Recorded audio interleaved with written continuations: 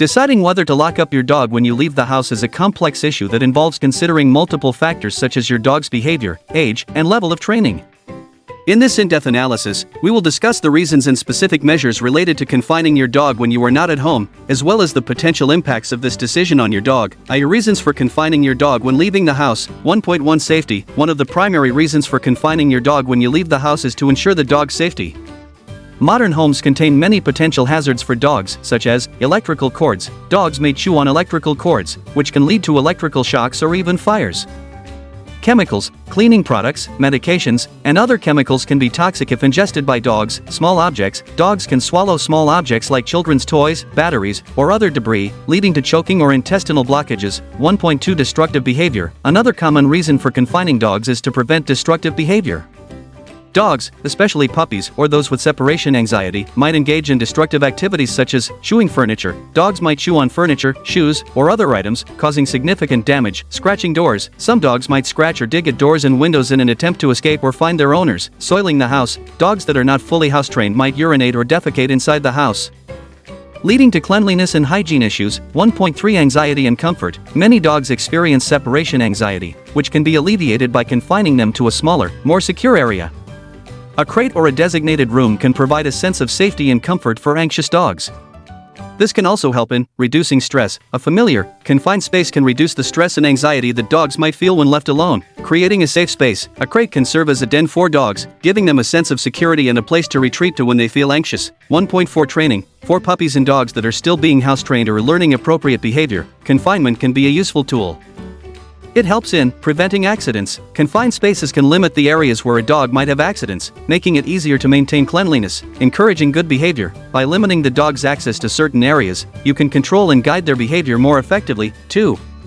Types of confinement. There are various ways to confine your dog when you are not at home, each with its own advantages and disadvantages. 2.1 Crates. Crates are a popular choice for many dog owners due to their versatility and effectiveness. When used correctly, crates can provide a safe and comfortable space for your dog.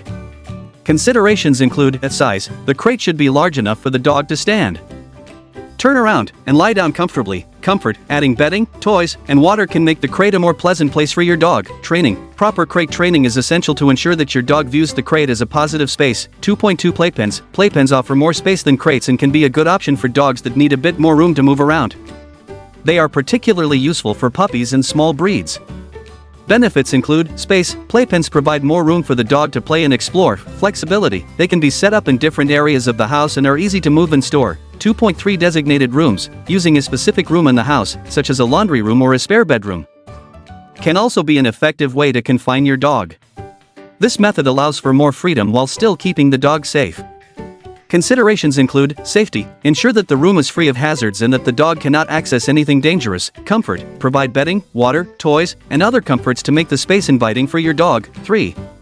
Impact of confinement on dogs. While confinement can have many benefits, it is important to understand the potential impacts on your dog's physical and mental well-being. 3.1 Positive impacts. When done correctly, confinement can have several positive effects. Safety. As mentioned earlier, it keeps the dog safe from potential hazards in the home. Reduced anxiety. A familiar, confined space can help reduce anxiety and stress for dogs that are prone to separation anxiety. Improved behavior. Proper confinement can aid in training and prevent destructive behavior. 3.2 Negative impacts. However, there are potential downsides to confinement that must be considered. Stress and anxiety. If not properly trained or if confined for too long, dogs can become stressed and anxious. Physical health. Lack of movement and exercise can lead to physical health issues, such as obesity or joint problems. Behavioral issues. Prolonged confinement can lead to frustration and behavioral problems, such as excessive barking or chewing. 4. Best practices for confinement. To ensure that confinement is beneficial and not harmful to your dog, follow these best practices. 4.1 Proper training. Training your dog to be comfortable in a confined space is crucial.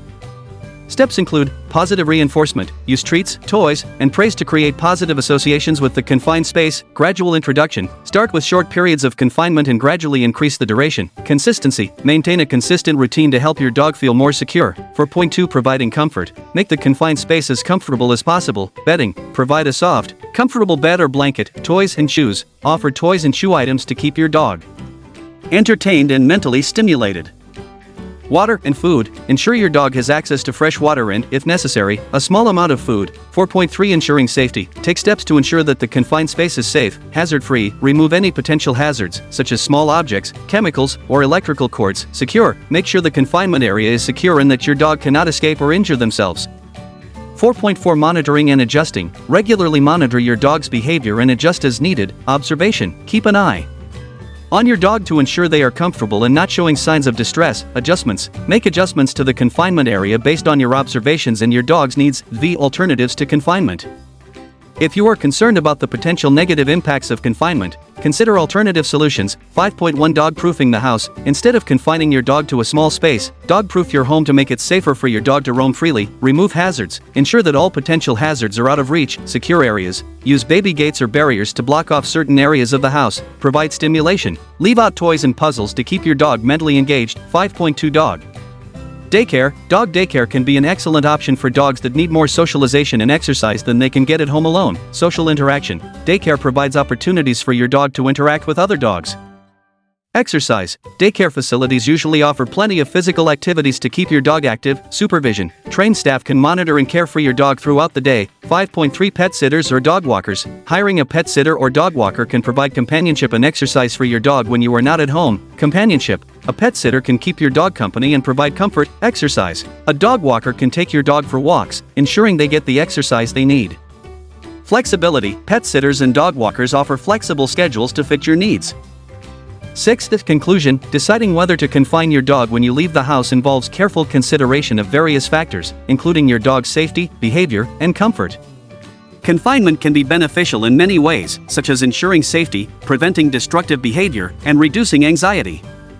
However, it is crucial to approach confinement thoughtfully and responsibly to avoid potential negative impacts on your dog's physical and mental well-being. When implemented correctly, confinement can serve as an effective tool to help train and protect your dog. Ensuring that the confined space is comfortable, safe, and associated with positive experiences is key to making this a beneficial practice for your pet. Always provide adequate training to help your dog acclimate to the confined space, and gradually increase the duration of confinement to avoid causing stress or anxiety. It is also important to remember that each dog is unique, and what works for one dog might not work for another.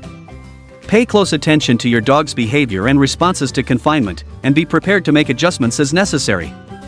Regularly monitor your dog's physical health and mental state, ensuring they receive sufficient exercise, mental stimulation, and companionship. For those who are concerned about the potential negative impacts of confinement, consider exploring alternative solutions such as dog-proofing your home, enrolling your dog in daycare, or hiring a pet sitter or dog walker.